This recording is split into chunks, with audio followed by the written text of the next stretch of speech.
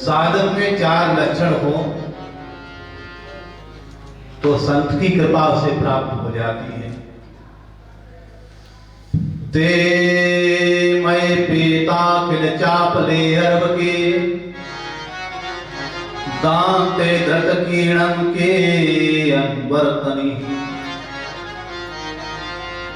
पहला लक्षण चंचलता का अभाव होना चाहिए साधक। अगर चंचलता बहुत होगी तो संत की कृपा हम नहीं पा सकेंगे। दूसरा लक्षण दांत यानी जितेंद्रिय। साधक जितेंद्रिय है तो हम संत की कृपा पा सकते हैं। तीसरा लक्षण है अनवर्तनी। संतों के वचनों के अनुरूप अपने जीवन को जीना या आपके जीवन को देख देख करके वैसा ही अपना जीवन बना लें।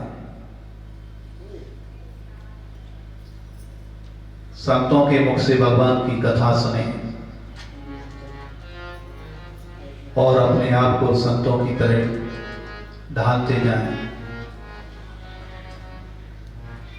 चंचलता का अभाव, संतों के सामने कम बोलना, अल्प भाषणी। आज के समय में संत बेचारे मौन रहते हैं। लोग संतों के पास जाकर के ज्यादा बोलते हैं। लेकिन साधक में यह लक्षण होना चाहिए कि संत के सामने जितना हो सके मौन रहे। सुनने का प्रयास कम करें। वो बोलने का प्रयास कम करें, सुनने का प्रयास ज्यादा करें। लेकिन बोलने का प्रयास ज्यादा रहता है। हम बोलते ही रहेंगे, हमारे अंदर वो भरा है, वही तो बोलते रहेंगे, फिर हम श्रवण क्या करेंगे? इसलिए कम से कम बोले उनके सामने। नारद जी कहते हैं महात्मा बड़े प्रसन्न हुए। क्यों? एक दिन महात्माओं ने देखा, मैं उनकी पत्रावली उठा करके उससे जूठा जो भोजन लगा था उसे लेकर के खा रहे। महात्मा को कृपा तो झलक पड़ी महात्मा की। तुरंत आकर के गोदी में उठा लिया, बेटा ऐसा तुम क्यों करते हो? तुम्हें भोजन नहीं मिलता भरपेट क्या? कहा महाराज जी आपका ही प्रसाद है। संत के आंसू गिरने लगे। लगता है तुम्हें भोजन भी नहीं मिलता और तुम्हारी इतनी रति हो गई संतों में। कहा महाराज जी यही तो प्रसादी का फल है। झूठा प्रसाद पाते पाते पाते पाते। वैसे किसी का झूठा प्रसाद खाना ये शास्त्र की दृष्टि से गलत है। झूठा भोजन किसी का नहीं करना चाहिए ऐसे। लेकिन संत का भोजन प्रसादी के रूप में ग्रहण कर सकते हैं। संत और भगवान का तो झूठा ही खाना चाहिए हमें।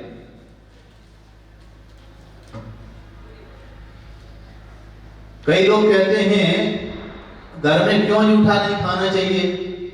तो झूठा खाने से प्रेम बढ़ता है।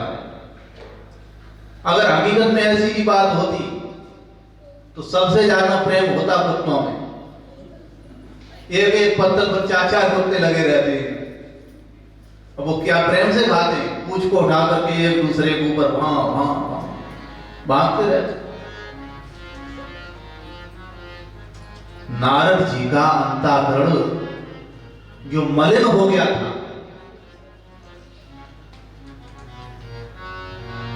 वो स्वच्छ हो गया है संत की प्रसादी से। इसलिए संतों में रति है, भगवान की कथा में रति है। नारद जी अपनी पूर्व कथा सुनाते हुए व्यास भगवान को कहते हैं, व्यास जी मेरा अंतःकरण पूरी तरह से शुद्ध हो गया हरि की कथा सुनने से।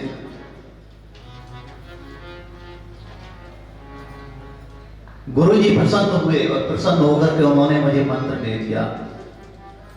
नमो भगवते तुभ्यं वासुदेवाय धीमहि प्रसन्नानुरुद्धाय नमः शंकर षडाय। ये मंत्र वासुदेव गायत्री है।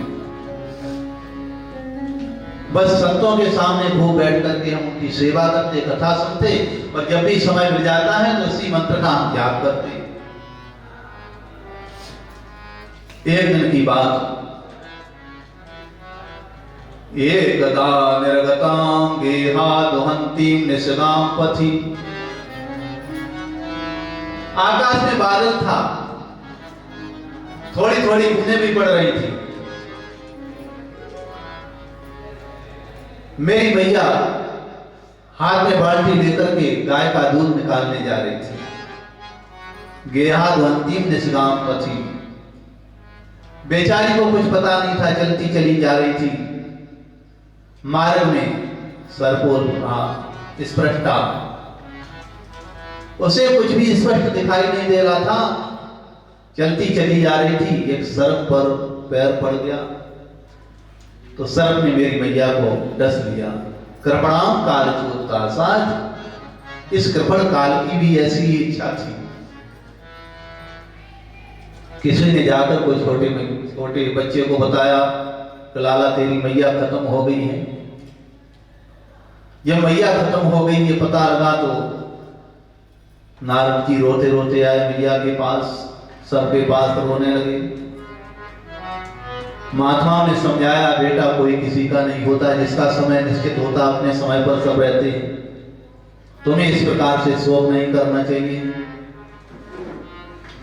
छोटे बच्चे को ऊपर उपदेश इतनी जल्दी काम करता है, तुरंत अपने शोक को त्यागा। कहा गुरुदेव फिर तो मैं तुम्हारे ही साथ चलेंगे। अब आपने ही कहा भगवान का भजन करो संसार को छोड़ करके।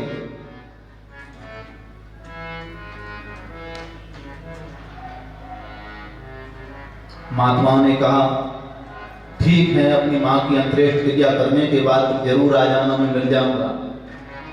इतना कहकर के महात्मा चले जाते हैं।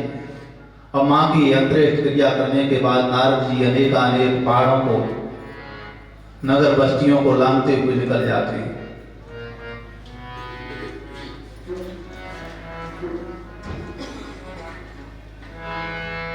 चलते चलते शरीर उनका थकित हो गया।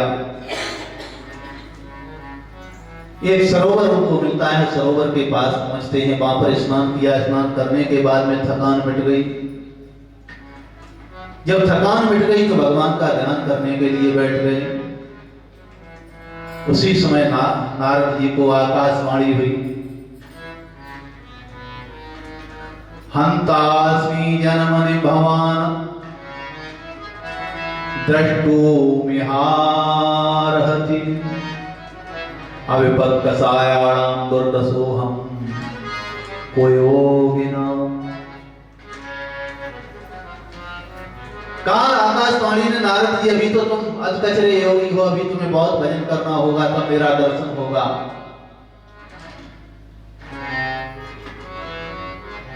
नारद जी ने एकदम से कहा, अगर मैं अधकचरा हूं तो मुझे ये आकाशवाणी सुनाई क्यों दी? जब मैं पक जाता उसके बाद में आवाज सुनाते, और आपकी आवाज को मैंने सुन लिया है। अब तो आवाज सुने बगैर रहा नहीं जाता मेरे से। कुछ लोग ऐसे होते हैं, भगवान की कथा सुने बगैर उनसे रहा नहीं जाता है। और संसार में ऐसे बहुत लोग मिल जाएंगे, जब तक एक दूसरे की चुगली चांटी न सुन ले कान से, तब तक जीवन नहीं जिया जाता उनसे। यहां सुनी और दूसरी जगह फिर बताई जाकर है। किसी दूसरे की निंदा बुराई चुगली सुनने वाला व्यक्ति निंदक से भी ज्यादा पाप कमाता है। इसका मतलब क्या है? अगर कोई किसी की चुगली कर रहा है, निंदा कर रहा है, और हम उसमें उकरा भर रहे हूं, तो उसका मतलब हम उसे प्रेरित कर रहे हैं किसी की निंदा करने के लिए। अगर कोई किसी की निंदा करे, उसके सामने तुम मौन हो जाओ, हट जाओ वहां से, हरी चर्चा करने लगो, वहां रुकना है, तो तुम्हें पाप नहीं लगेगा, पाप से बच सकते। तो कहा भगवान आपकी आवाज को सुनकर के अब तो मुझे रहा नहीं जाता है, आप तो जल्दी प्रकट हो जाओ। नारद जी को कहा, बेटा अभी भजन करो, ये शरीर तुम्हें छोड़ना पड़ेगा एक बार। वैसे तो तुम्हारा अंतिम जन्म उसी समय था, अगर भूल न करते तुम। ऋषियों ने तुम्हें नीचे गिरा दिया श्राप देकर के, अब तुम्हें एक जन्म और लेना पड़ेगा ये शरीर छोड़ करके। ब्रह्मा जी की गोदी से तुम्हारा जन्म होगा। नारद जी को जब ये बोल दिया तो भगवान के भजन में लग जाते हैं, खूब भजन किया डट के। नारद जी कहते हैं व्यास जी को, ब्रह्मा जी की गोदी से मेरा जन्म हुआ है और माता लक्ष्मी ने प्रकट होकर के मेरे ऊपर कृपा की, ये बीड़ा मेरे हाथ में दे दी है। देवदत्तामिमां बीड़ां सुरब्रह्म बुभूषितां मूर्छित्वा हरिकथां गायमानस विचराम्यहम्। हाथ में नारद जी बीड़ा लेकर के गाते हैं हरि कीर्तन। नारद जी की बीड़ा पर दुनियादारी का कोई गीत नहीं बजा, केवल हरि चर्चा।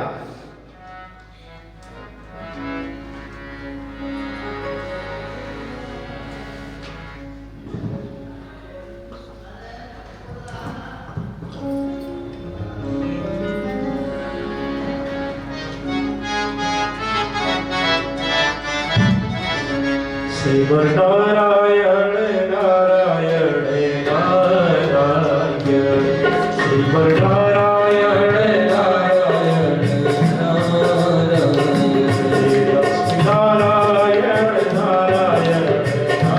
नारायण नारायण, श्री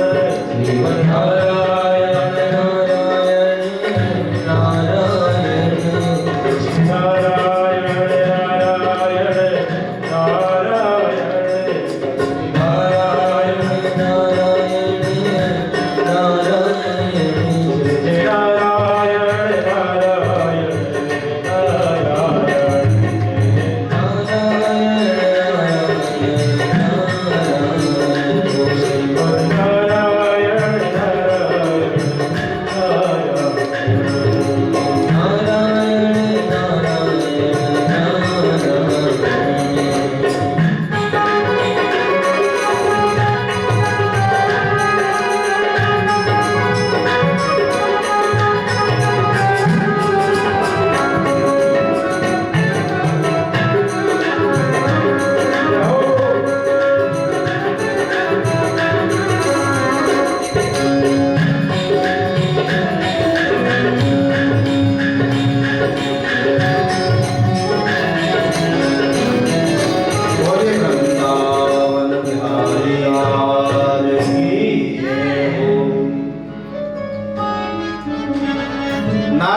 नारद जी ने हरिनाम की महिमा बता करके 4 श्लोक दिए व्यास जी को। व्यास जी ने नहीं 4 श्लोक से श्रीमद् भागवत की रचना की। आप इस बात को ये मत समझिए कि भागवत पुराण बाद में लिखा गया, 17 पुराण पहले लिखे गए। भागवत कब से है? जब से भगवान है। जब ब्रह्मा जी को मोह हुआ तो ब्रह्मा जी को भगवान ने ही भागवत सुनाई थी। भागवत कोई और नहीं है, जो भगवान है वो भागवत है, जो भागवत है वही भगवान। और ब्रह्मा जी ने वो कथा अपने पुत्र नारद को सुनाई थी और नारद जी ने वही कथा व्यास जी को सुनाई। व्यास जी ने वही कथा के 18,000 श्लोक 4 श्लोकों से बना दिए। अब व्यास जी के मन में विचार आया, मैंने भागवत की रचना तो कर दी लेकिन मैं हुआ व्रत, अब इसका प्रचार प्रसार कैसे होगा? किसी को पढ़ाऊं, कोई पढ़ने वाला मिल जाए। गुरु पहले योग शिष्य की खोज करता है, कोई योग शिष्य मिले। विचार करने लगे मैं किसको पढ़ाऊं। लोग इसका व्यवसाय बना ले, इसलिए कोई ऐसा योगी महापुरुष मिले उसको पढ़ाऊं जो व्यसन और व्यवसाय न बनाए भागवत का। पर वो मिलेगा कहां? नेत्रों से आंसू गिर रहे हैं व्यास जी के। और ध्यानस्थ होकर के देख रहे हैं ऐसा कहाँ योगी है। फिर ध्यान आया, अरे मेरा ही पुत्र सुखदेव है, लेकिन वो आएगा कैसे? जिसके पीछे पीछे में दौड़ते हुए गए और कहा पुत्र पुत्र पुत्र, वो वापस मुड़ करके भी नहीं देखा उसने। जैसे इंद्र के द्वारा तिलोत्तमा आदि अप्सराएं जैसी गई, वो मोहित न कर पाई, उसकी समाधि को न डिला पाई, क्या वो मेरे पास दोबारा लौट करके आएगा?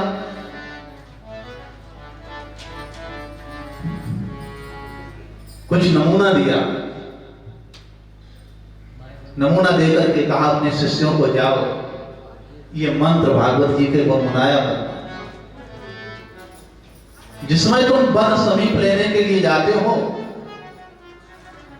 संधान लेने के लिए जाते हो, उसी समय बोला करो जंगल में।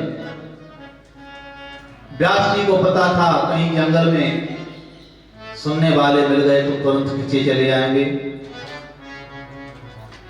व्यास जी के शिष्य जंगल में जाते हैं जब लकड़ी बीनने के लिए, तो मंत्रों को गुनगुनाते हैं। ये कहता है अब तो डर लग रहा है, बहुत घने जंगल में आ गए। कहा गुरुजी ने मंत्र दिया है, गुरुजी ने कहा मंत्र को गुनगुनाएंगे तो डर नहीं लगेगा जंगल में। ये मंत्र गुनगुनाते हुए ऐसा एहसास करो कि भगवान मेरे साथ में है। अपने गुरुदेव जी तो कहा है कोई जगह खाली नहीं, परमात्मा हर जगह है। बरहा पीड़ं नटवर वपुः करण्यो करणिकारं बिभ्रदवासा कनककपिशं वैजयन्तीं च मालां रन्ध्रान् वेणोरधर स्वदया पूरयन् गोपवृन्दैर् वृन्दारण्यं सुपदरमणं प्रापिसद् गीतकीरतिः।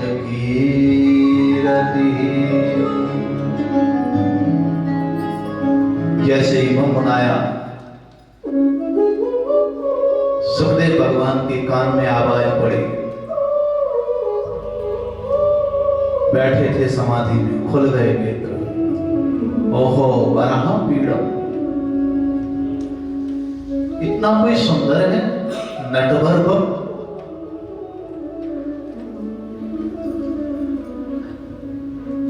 नटराज कहते हैं भगवान शंकर को, लेकिन नटवर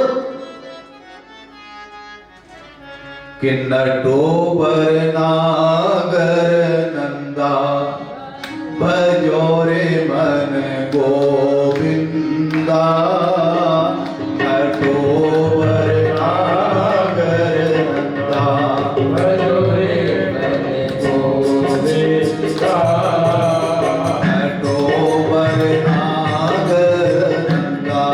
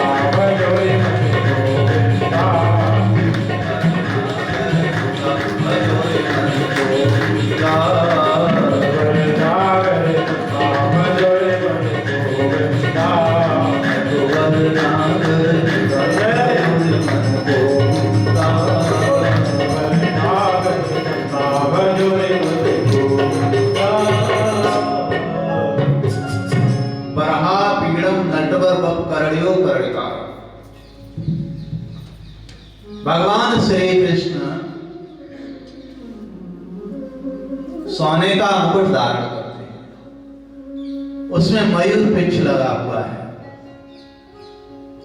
करड़ियो करड़कार, कनेर का फूल कान में धारण करते हैं, दोनों पर नहीं, एक पर। ये भगवान श्री कृष्ण के कान पर जो कनेर का फूल है, ये संकेत पुष्प है।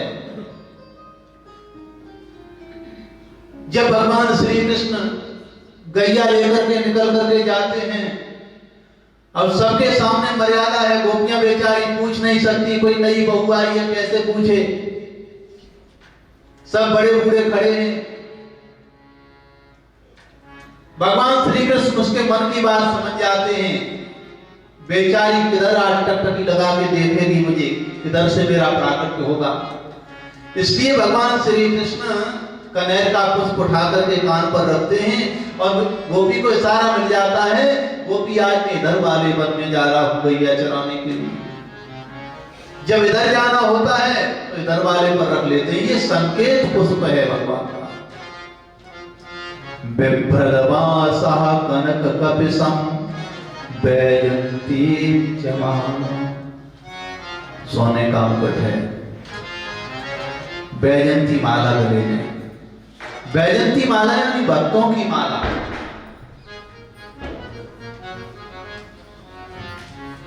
रंगान वेणोरस्या,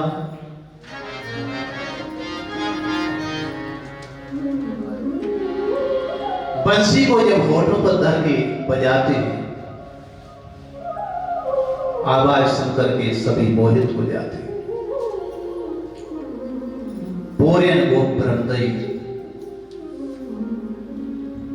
गोपियां बेचारी टकटकी लगा के देखती रहती हैं, जैसे होठों पर रख करके भगवान ने बंसी बजाई, आ गए श्याम आ गए। वहां बंसी में जैसे प्राण गोविंद भगवान बोलते हैं। सुबह से गोपियों को शाम तक ये लगता है मेरे शरीर में कुछ रह ही नहीं गया है। भगवान के बगैर एक पल भी जीना मुश्किल हो जाए, तब समझ लो मेरे अंदर गोपी भाव आ गया। गोप वृंदैर वृंदारण्यम सुपदरमणम प्राविशद गीत कीरति। और जब भगवान श्री कृष्ण आ जाते हैं गैया लेकर के, तो सभी गोपगण इधर उधर खड़े होकर उनकी कीर्ति का गान करने लगते हैं। सुखदेव जी ने ये श्लोक सुना और सुनकर के एकदम से खड़े हुए और मन में विचार आया, कोई इतना पैसे वाला सोने का मुकुट धारण करता है, कोई इतना सुंदर है, कोई बड़ी बात नहीं, बहुत लोग पैसे वाले भी होते हैं, सोने का मुकुट बनवा सकते हैं, कई लोग बहुत सुंदर होते हैं। और इन सब में दोष होता है, अधिक पैसे वाले में भी दोष आ जाता कभी कभी। छोटे उसकी दृष्टि में जो गरीब है, पैसा जिसके पास कम है, उसे हीन दृष्टि से देखने लगता है। और देखा होगा आप लोगों ने ज्यादातर जो बहुत सुंदर होते हैं तो किसी कुरूप को देख करके बहुत हंसते हैं, ये दोष होते हैं। पैसे वाला होना कोई बड़ी बात नहीं है, सुंदर होना कोई बड़ी बात नहीं है।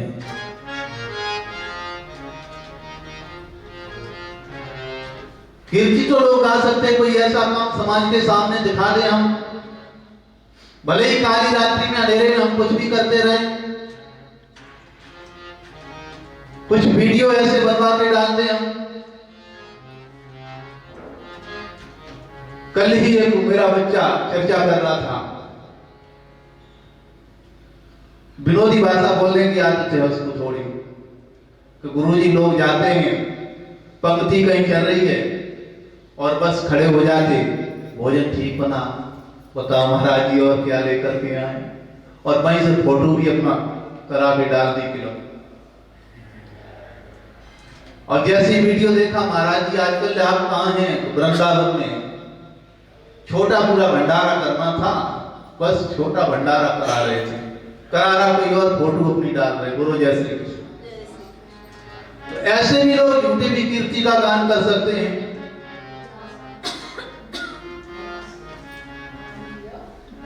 बंसी बजाते होंगे, अच्छी कलाकार हैं, कोई बड़ी बात नहीं है।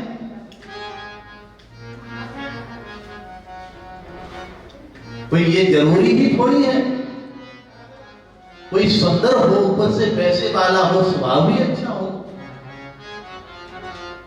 परशुराम जी क्या कम सुंदर है?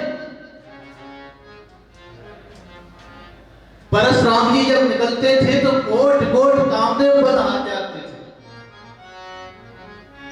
लेकिन जब फरसा उठा करके बात करते थे, एक हाथ में धनुष एक में फरसा, तो क्रोधी थे बहुत। तो एक साथ दोनों बातें होना बहुत मुश्किल है।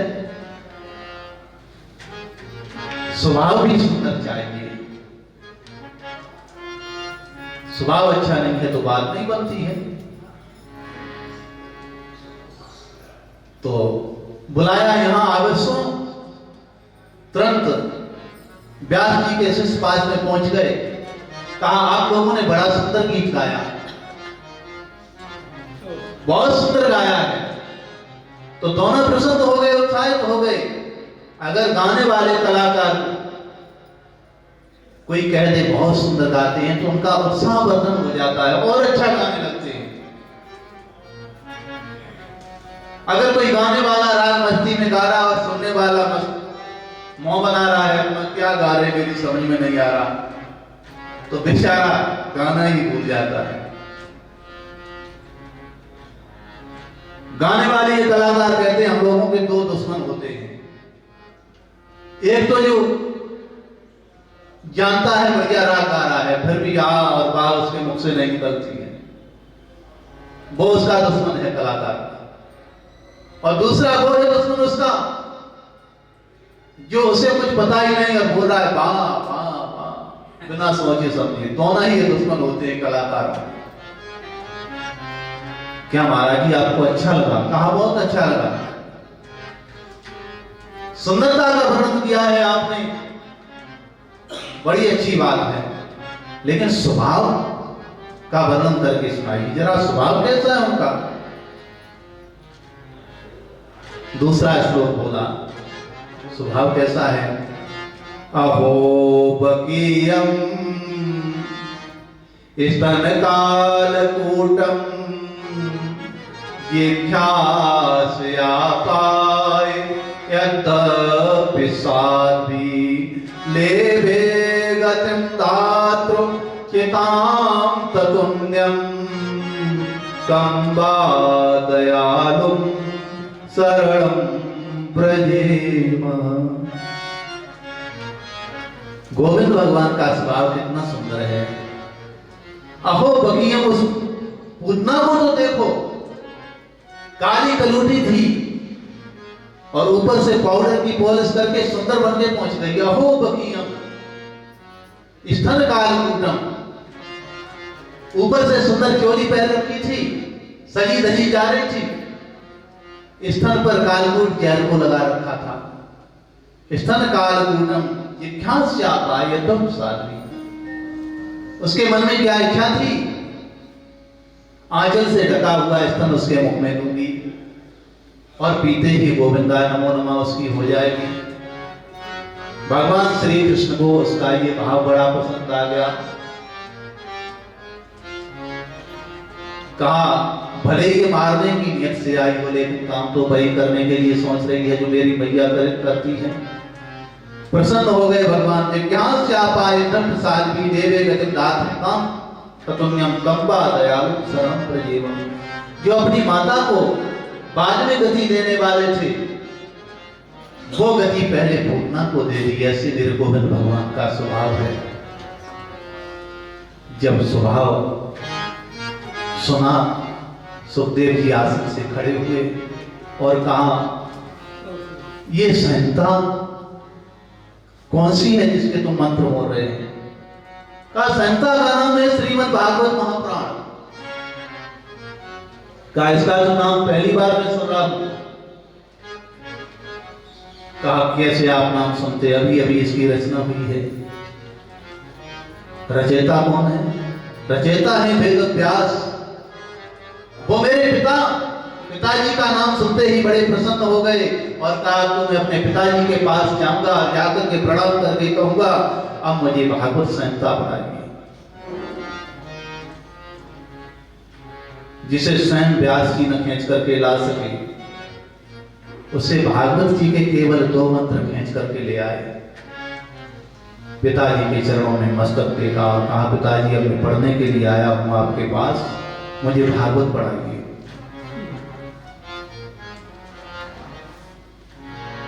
व्यास जी के द्वारा पढ़ करके तैयार हुए।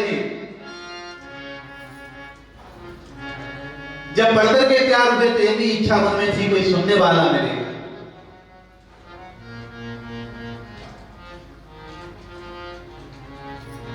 परीक्षितोऽथ राजर्षि जन्म करम विलापनम संतां च पांडुपुत्राणाम बच्चे कृष्ण कथोदयम।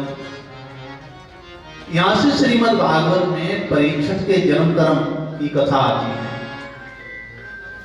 संतां च पांडुपुत्राणाम बच्चे कृष्ण कथोदयम। क्या परीक्षित भगवान श्री कृष्ण के रिश्तेदार हैं इसलिए, रिश्ते में है इसलिए? नहीं नहीं, परीक्षित की इस कथा प्रसंग से बच्चे कृष्ण कथोदयम, भगवान श्री कृष्ण की अनेकों कथाओं का उदय होगा। इसलिए यदा मृधे कौरव सृंज्यानां वीरेस्थो वीरगतिं गतेषु ब्रकोदरा विद्गदाभिमर्शः भग्नेरुदण्ड्यो धृतराष्ट्रपुत्रः। जिस समय बहुत से वीर गति को प्राप्त हो चुके थे, भीमसेन की गदा के प्रहार से दुर्योधन की भी जानें टूट चुकी थी, उस समय की ये बात है। माता शिशूनां निधनं सुतानां निशम्य घोरं परतप्यमाना तदा रुदद्वास्वः कलाकुलाची तां सन्तन्याः किरीटमालिः।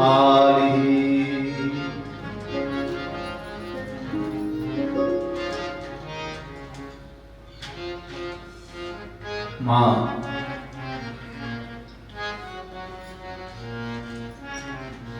अपने पुत्रों का मरण सुन के रुदन कर रही थी। कब? किसने किया वध उनका? अश्वत्थामा ने। अश्वत्थामा अपने मित्र के पास पूछा दुर्योधन के, आज कौआ आकर के दुर्योधन की टांगों से मांस उसका खींचते हैं और नोच करके ले जा रहे हैं, दुर्योधन तड़प रहा है। इस दशा में जाकर के मिला अश्वत्थामा, कहा मित्र ये गति तुम्हारी है, ये हाल तुम्हारा हमसे देखा नहीं जाता है, बड़े परेशान हो। कहा मुझे चिंता नहीं है, कौवे मेरे मांस खा रहे, चिंता है केवल मेरे मन में एक ही, हम 100 थे, 100 में हमारा भी अंत होने वाला है, छोटे भाई सब मर गए, लेकिन 5 में से एक का भी बाल बांका में नहीं कर सका। एक बात कह दूं, तुम्हारी बहुत बड़ी भूल हुई। मैं तो अपने पिता की बात करता हूं, मेरे पिता को तुमने सेनापति बनाया, मेरे पिताजी का तो मन हमेशा पांडवों के साथ ही रहता था। पता है अर्जुन को कितना बचाते थे, जो अपने पुत्र को नहीं दिया वो उन्हें सिखाया है। कर्ण को तुमने अपना सेनापति बना करके बहुत भूल कर दी। कर्ण तो उन्हीं का बड़ा भाई था। भीष्म पितामह को तुमने सेनापति बनाया, भीष्म पितामह का तो मन राजन पांडवों के पास ही पड़ा रहता था। उस समय यदि आप हमें कहीं सेनापति बना देते तो उनकी पराजय निश्चित थी। दुर्योधन ने कहा इतनी सामर्थ्य तुम्हारे अंदर है? कहा हाँ।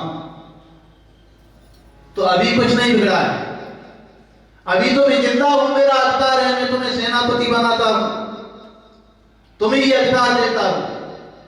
और सुन लो, अगर मैं जीवित बना रहा तो आज से मैं आधा राज तुम्हें लिख दूंगा, और मरने के बाद सारा राज तुम्हारा होगा।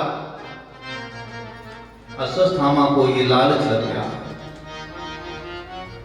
दुर्योधन ने अपनी टांग से जो खून निकल रहा था, जंघा का खून लेकर के उसके माथे पर उसी से तिलक कर दिया। ब्राह्मण के मस्तक पर क्षत्रिय के लोहों से खून हो रहा है, तिलक हो रहा है, माथे पर खून लगा हुआ है। कृपाचार्य कृत वर्मा को साथ में लेकर के गया, एक वृक्ष के नीचे रात्रि में रुका। काल उल्लू से एक उसे न्याय मिल गया। एक कौवा आया, कौवे ने आकर को उल्लू एक आया, सोए हुए कौवों को उसने पकड़ करके मार दिया। अश्वत्थामा को सीख मिल गई, जिस प्रकार से सोए हुए कौवों को उल्लू ने मारा, सोए हुए शिविर में हम भी प्रवेश करेंगे, पांडवों का वध कर देंगे। कृपाचार्य कृत वर्मा को साथ में लेकर के सोए हुए शिविर की तरफ बढ़ा। इधर भगवान श्री कृष्ण ने कहा पांचों पांडवों को, आज तुम्हारी विजय की रात्रि है, इसलिए तुमको यहां पर ये रात्रि व्यतीत नहीं करना चाहिए। चलिए किसी पुण्य स्थान पर। कहां? चलो गंगा जी के तट पर चलते हैं, अपने पुत्रों को भी बुला ले। और जैसे ही आए पिताजी कहा करके अपने पुत्रों से, चलिए बेटा, भगवान श्री कृष्ण कह रहे हैं गंगा जी के तट पर ये विजय की रात्रि व्यतीत करेंगे। पुत्रों ने तो कह दिया, पिताजी आप तो सजा गए, आपको नींद कहां आती है? जब 60 की अवस्था हो जाती है ना, तो बूढ़ा बेचारा रात्रि भर सोचता ही रहता है। कल ही चर्चा कर रहे थे, अरे अगर किसी को पता लग जाए तो तुम्हारी मृत्यु कितने दिन है, तो अपनी प्रॉपर्टी के बारे में बहुत सोचेगा, कहां मैंने किसको क्या दे दिया, और अंतिम सांस तक उसी के बारे में सोचता रहेगा और चला जाएगा।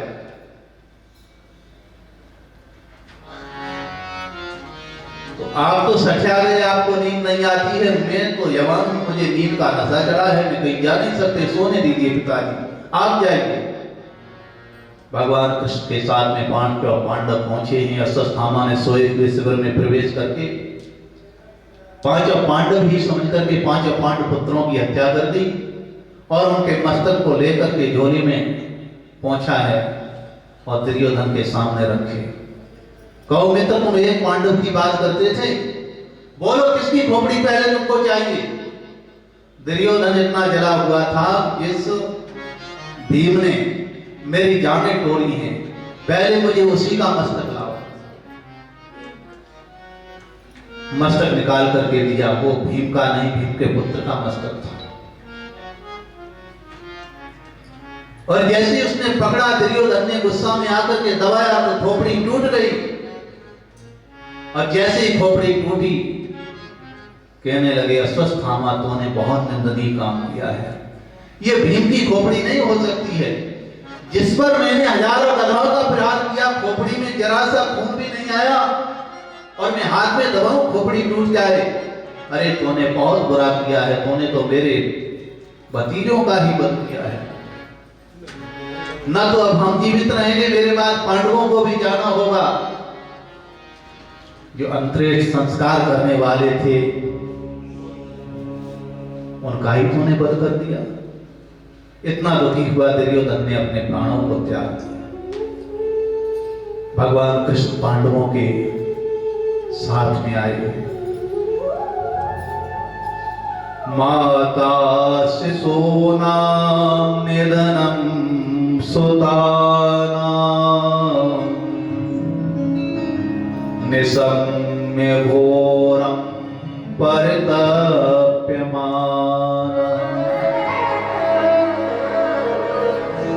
शिशुओं के ऊपर माता आराधन कर रही थी द्रौपदी। तदा रुद्रस्वकला कुलाची तां संतान्याः किरीटवान्। रो रही थी। भगवान श्री कृष्ण ने देखा अपनी बहन को रोते हुए, कहा अर्जुन से, अर्जुन इसके आंसू पहुंचो। अर्जुन आए हैं, और कहा द्रौपदी में तेरे आंसू इस समय नहीं पहुंच सकता हूं, मैं तुझे वचन देता हूं तेरे आंसू मैंने पहुंचे, ये सत्य तब माना जाएगा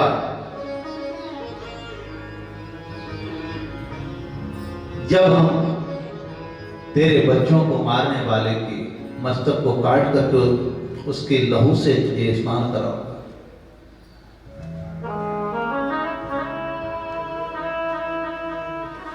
चलते भगवान कृष्ण आज भी सारथी बने हैं, रथ को बढ़ाया, अश्वत्थामा का पीछा किया।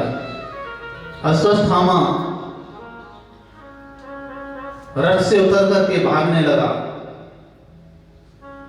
भगवान कृष्ण ने कहा तुम्हारा शत्रु रथ से नीचे पैदल भाग रहा है, तुमको भी यही करना चाहिए। अर्जुन ने तुरंत ही उसका पीछा किया। अश्वत्थामा ने समझा अब तो ये पकड़ने ही वाला है, उसी समय ब्रह्म सर्प का संधान किया और छोड़ दिया। जैसे ही छोड़ा, भगवान श्री कृष्ण के चरणों में अर्जुन बैठे हैं। कृष्ण कृष्ण महाभाव भक्ता नाम भयंकर, तुम एको दही माना नाम प्रभो संसते है। हे कृष्ण मेरी समझ में नहीं आता, क्या प्रलय का समय नजदीक आ गया है? चारों तरफ से ये कहां हो रहा है, मेरी समझ में नहीं आता, मैं क्या करूं भगवान? कहा अर्जुन, इस समय अश्वत्थामा ने अपने प्राणों को संकट में समझ करके ब्रह्मसर का संधान किया है, इसलिए तुम भी निकालो, तुम भी छोड़ दो। कहा नहीं नहीं, मेरे गुरुदेव ने मुझे जरूर ये ज्ञान दिया, लेकिन मना किया था बेटे इसका प्रयोग न करना, मैं इसे नहीं छोड़ सकते। भगवान कृष्ण ने कहा छोड़ो, मैं कह रहा हूं। अर्जुन ने पुनः मना कर दिया। भगवान ने कहा देखो तुम्हें इसे वापस करने की भी विद्या आती है, अश्वत्थामा को तो उसे वापस करने की विद्या नहीं आ रही है, इसलिए तुम इसे छोड़ो और छोड़ करके इसी के द्वारा दोनों को खींच लो।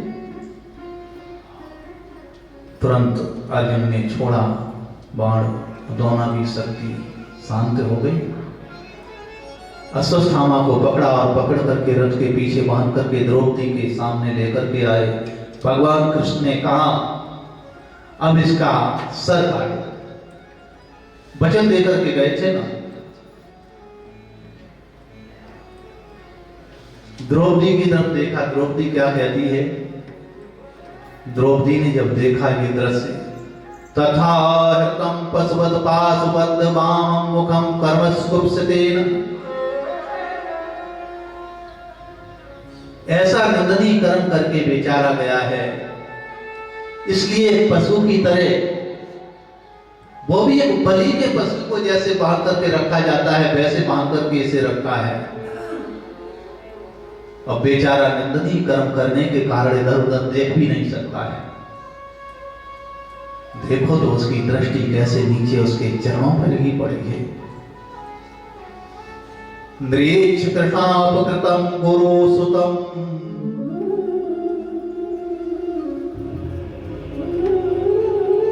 द्रौपदी को अपने पुत्रों के हत्यारे में हत्यारा दिखाई नहीं दे रहा है। आज उसमें ब्राह्मण का दर्शन कर रही है और उसमें भी गुरु का दर्शन कर रही है।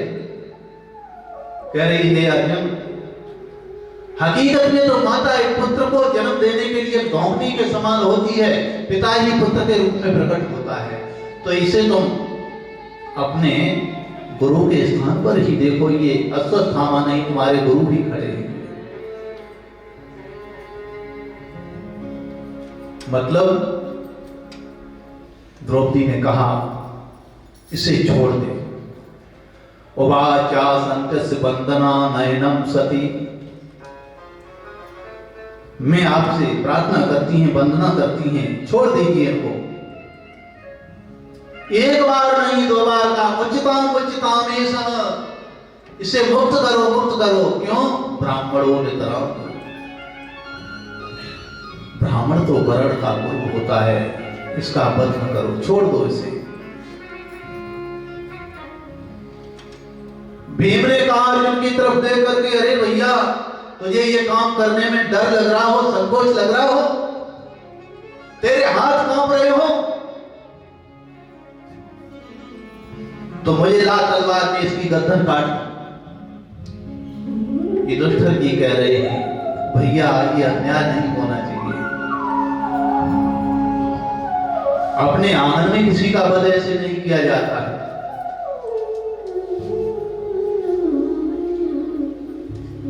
अर्जुन ने देखा भगवान कृष्ण कह रहे हैं अपने वचन का पालन करो। द्रौपदी कह रही है इसे छोड़ दो, मारो नहीं। भीम कह रहे हैं मार दो। बड़े भैया युधिष्ठिर कह रहे हैं इसे मारो मत, छोड़ दो, जीवन दान दे। दोनों बड़े हैं, किसकी बात का त्याग करूं मैं? मेरे सामने बहुत बड़ी समस्या है। भगवान कृष्ण के चरणों में मस्तक रखा, ब्रह्म बंधुन हंतव्य आस्था ही बधारा। जो तुमने वचन दिया है ना, वचन का पालन तुम्हें करना चाहिए। क्षत्रिय के लिए वचन नहीं चूकना चाहिए। वचन का पालन करो अपने। आजताई का तो वध ही उचित है। आजताई का वध करने में कोई पाप नहीं लगता है। आजताई कितने लोगों को कहते हैं? आग ही लगा देना, छोटे छोटे बच्चों को मार देना, गर्भपात करा देना। गर्भपात करा देने वाले की भी आजताई में ही गिनती आती है।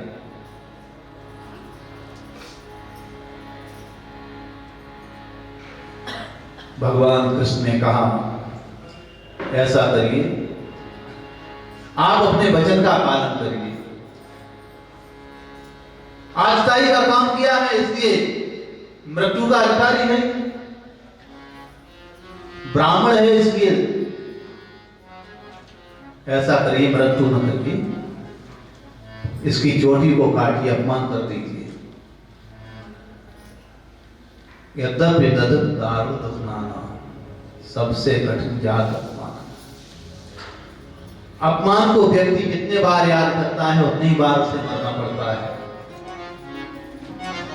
किसी का बहुत बड़ा अपमान हो गया और जब जब उसे उस अपमान की याद आएगी उतने बार उसे मरना पड़ेगा। अश्वत्थामा रोने लगा, नहीं कृष्ण मार देने दीजिए मुझे, मैं काम अब दिखाऊंगा, मार देने दीजिए मुझे। अर्जुन ने मारा नहीं, चोटी को काट करके उसे छोड़ दिया। फिर तो अश्वत्थामा के मन में विचार आया, मेरा इतना बड़ा अपमान किया है, मैं इस अपमान का बदला लूंगा। पांचों पांडवों को नहीं रखूंगा, इस वंश का मैं नाश करूंगा। फिर हंसने लगा, इस वंश में रह कौन गया है? पांडव तो वृद्ध होने वाले, मरने वाले हैं, अब कोई है ही नहीं। कहा उत्तरा ये सती क्यों नहीं हुई? इसका मतलब इसके गर्भ है। उत्तरा के ऊपर ही ब्रह्मशस्त्र छोड़ता हमने। ब्रह्मशस्त्र का संधान उत्तरा के ऊपर किया, एक पांचों पांडवों के ऊपर किया है। उसी समय उत्तरा रोई हुई भगवान कृष्ण की शरण में आती है। पाय पाय महायोगी देव देव जगतपते नान्यम तुद्भयम पश्ये यत्रि प्रस्तुत। जिसका जन्म होता है मृत्यु उसकी निश्चित है, वो टलने वाली नहीं है। इसलिए मुझे अपने प्राणों की रक्षा की कोई बात नहीं है। आपने वचन दिया है कि कभी अपने भक्त का नाश नहीं होने देते, उस वचन का पालन करिए। इसलिए गोविंद भगवान ने उत्तरा की प्रार्थना को सुन करके अपना छोटा रूप बनाया, जो अग्नि जल रही थी पेट में, वहां जाकर के उस गर्भ की रक्षा की। बोले भागवत भगवान की जय हो। उत्तरा की रक्षा की, उत्तरा के गर्भ की रक्षा की, पांचों पांडवों की रक्षा की। जब भगवान द्वारका जाने लगे तो कुंती अपने पांचों पुत्रों को सामने लेकर के खड़ी हुई भगवान की बड़ी सुंदर स्तुति करती है।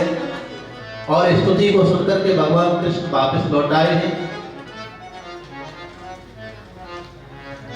उसके बाद में पांचों पांडवों को लेकर के भगवान श्री कृष्ण भीष्म पितामह के द्वारा उपदेश कराते हैं।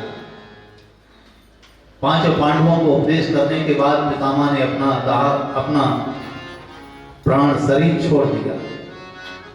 इच्छा मृत्यु के मालिक थे, फिर भी भगवान श्री कृष्ण ने कहा अब तुम्हारा समय आ गया है।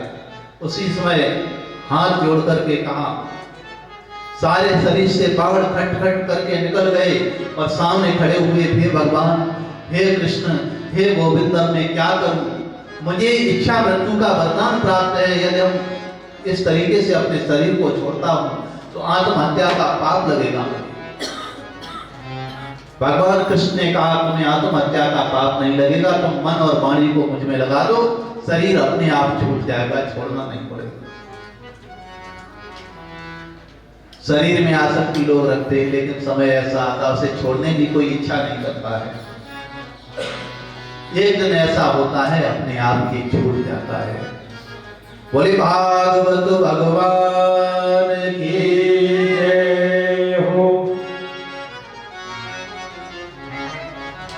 पांचों पांडवों को उपदेश कराया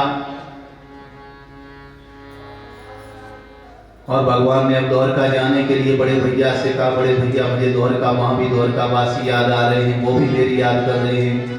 भगवान को बड़े भैया युधिष्ठिर ने कह दिया, आप जाएं। भगवान श्री कृष्ण द्वारका आए। द्वारका में आकर के शंख में प्राण हुआ।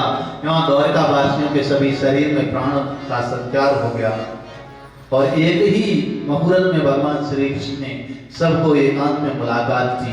भगवान को कहा, क्या आप सबसे पहले मेरे यहाँ आए? भगवान ने कहा, हाँ देवी, सबसे पहले तुम्हारे यहाँ आए। तो सभी को लगा भगवान मुझे कितना चाहते हैं। यहाँ हस्तिनापुर में उत्तरा के गर्भ से परीक्षित का जन्म हुआ। पुत्र के जन्म की बात सुनकर के राजा युधिष्ठिर ने बड़े ही प्रसन्न होकर के ब्राह्मणों को बुला करके उसका नामकरण संस्कार कराया। मंगलवाचक जातकर्म संस्कार करवाए और नामकरण कराया। उस बच्चे का बड़ा सुंदर नाम रखा, तस्मान नामना विष्णुरादिति लोके विश्वाहा भविष्यति न संदेहो महाभागवतो महा। इसका नाम है विष्णुराज। परीक्षित भगवान श्री कृष्ण के भाई हैं, सहोदर हैं। सहोदर दो होते हैं, तो एक मां की जिस उदर में एक बार होकर के आए, जिस मां के उदर में होकर के आए उसे भी सहोदर भाई को कहते हैं। लेकिन ये तो सहोदर ऐसे हैं, दोनों एक साथ मां के उदर में थे। उत्तरा के घर में जब परीक्षित की रक्षा करने के लिए गए तो दोनों एक साथ थे, इसलिए इनके भाई जी भगवान कृष्ण विष्णुराज, इसलिए इनका नाम विष्णुराज है। दूसरा नाम इनका है परीक्षित। परीक्षित इसलिए नाम है, पता इच्छति परीक्षता, अच्छी इच्छा करने वाला व्यक्ति ही परीक्षित होता है, या परीक्षा में पास होने वाले व्यक्ति को हम परीक्षित कहते हैं। परीक्षा में ये पास हो गए भगवान श्री कृष्ण के यहाँ। जब बच्चे का जन्म हुआ, बच्चे को सभी उठाने के लिए दौड़ रहे थे। इतने दिन के बाद एक बालक हुआ है, मानो वंश तुम्हारा हरा भरा हो गया, लेकिन ये किसी की तरफ देखता ही नहीं, किसी की गोदी में जाने का मन नहीं करता। और जैसे ही भगवान कृष्ण आए, एकदम भगवान कृष्ण को देख करके तुरंत ही उनकी तरफ देखने लगा। भगवान कृष्ण ने कहा, बेटे तुमने मुझे पहचान लिया। पहचान गए। वो बार बार यही देखते थे कि वो तो नहीं ये वो नहीं, इसलिए मुख घुमा लेते थे। जैसे ही भगवान को देखा, ये वही हैं जो गर्भ में मेरी रक्षा की थी।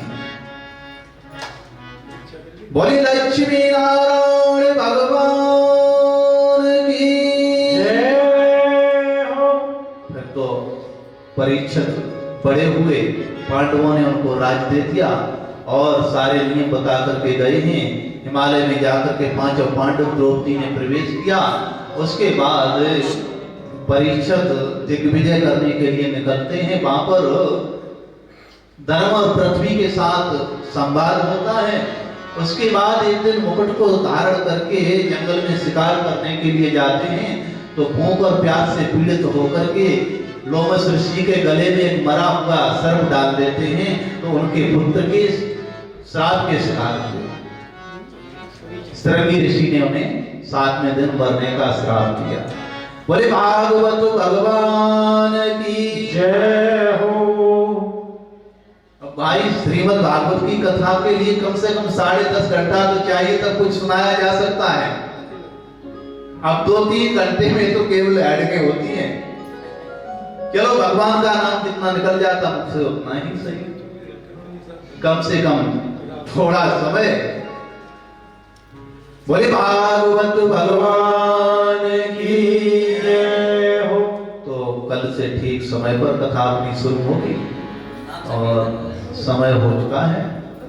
एक मीठा मीठा भजन सुनते जाएं और आरती की तैयारी करते जाएं।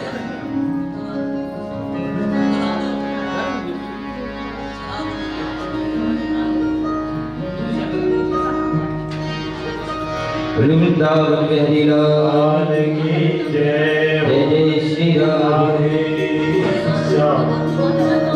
वो तेरा सुंदर रूप सलोना चितवन में जादू टोना। ओ मेरे रमण बिहारी लाल, मेरे रमण बिहारी लाल, बिहारी चरण में बलहारी। मेरे रमण बिहारी लाल, बिहारी चरणों में बलहारी। वो तेरा सुंदर रूप सलोना, तेरा सुंदर रूप सलोना। वो चितवन में जादू टोना, चितवन में जादू टोना। दूर जादू कर सरकार, दूर जादू कर सरकार, बिहारी चरण में बलहारी। मेरे रमण बिहारी लाल, बिहारी चरण में बलहारी।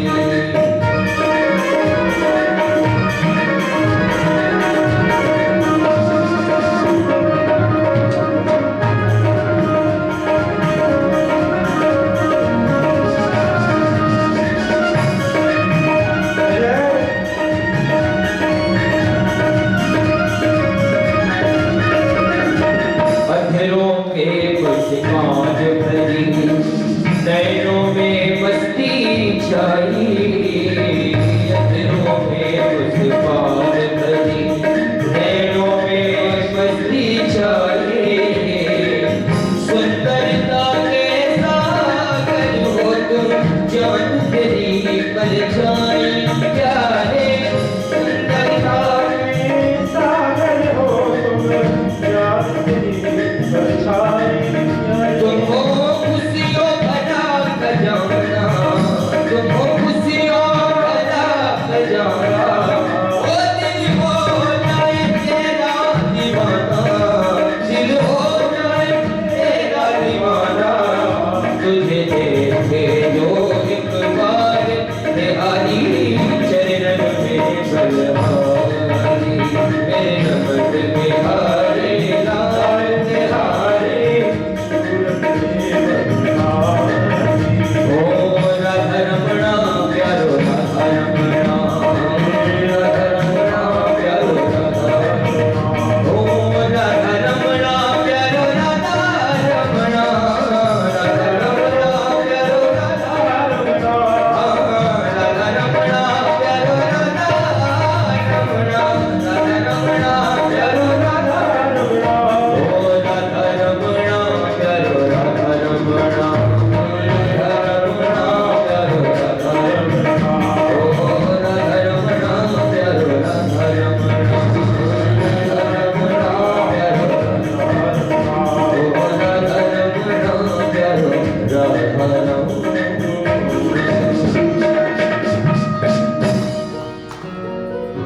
बोले राधा रमण सरकार की, श्रीमद्भागवत महापुराण की। पूछ व्यास जी महाराज की, सुखदेव भगवान की, गंगा मैया की, यमुना मैया की, सरयू मैया की। जय जय श्री राधे श्याम। और सुनने की उत्कंठा थी भगवान। आधा घंटा लोग बोलते हो गुरु जी। बच्चों के सबके काम लगे हुए समय मुझे आज पता ही नहीं चली बात पे तो ओम हरि ओम मंगलम भगवान विष्णु मंगलम गरुड़ध्वज मंगलम कुंडलीकाक्ष मंगलम यतनो हरि विक्रमान् सूर्यादिचक्षो सूर्यो जायते श्रोत्रादो सुरान् संवादिर्जायते इदं हरिः प्रजनमे स्ववीरं गणगणकं सदे आत्मसम्प्रदातुर्भक्तिरो संनिवेशनिः अग्निः प्रजां बहुलां मे करोति नमः अस्मासूरता भगवत भगवान की है आरती पापियों को पाप से है तारती भगवत भगवान की है आरती पापियों को पाप से है तारती गाओ आरती गाओ आरती गाओ आरती गाओ आरती गाओ आरती गाओ आरती गाओ आरती श्री भागवत भगवान की है आरती पापियों को पाप से तारती भागवत भगवान की है आरती पापियों को पाप से तारती ये हमारी भक्ति ये मुक्ति भक्ति ये पंचम वेद निराला सब ज्योति जगाने वाला सब ज्योति जगाने वाला हरि नाम यही हरि नाम यही हरि नाम यही हरि नाम यही जग के मंगल की आरती पापियों को पाप से तारती भागवत भगवान की है आरती पापियों को पाप से तारती ये शांति गीत पावन पुनीत पापों को मिटाने वाला हरि दर्श कराने वाला हरि दर्श कराने वाला हरि दर्श कराने वाला ओ ये सुख करनी है दुख हरनी करनी है दुख हरनी मधुसूदन की आरती पापियों को पाप से तारती भागवत भगवान की है आरती पापियों को पाप से तारती ये मधुर बोल रघुपंत बोल सद्मार्ग दिखाने वाला बिगड़ी को बनाने वाला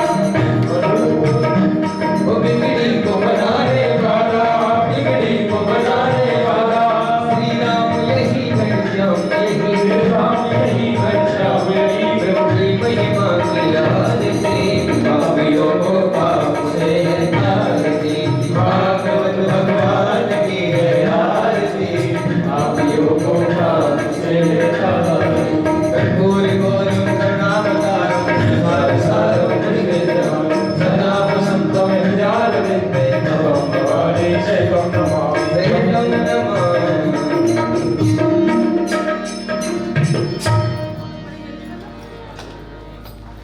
बोलिए श्री भागवत महापुराण की जय।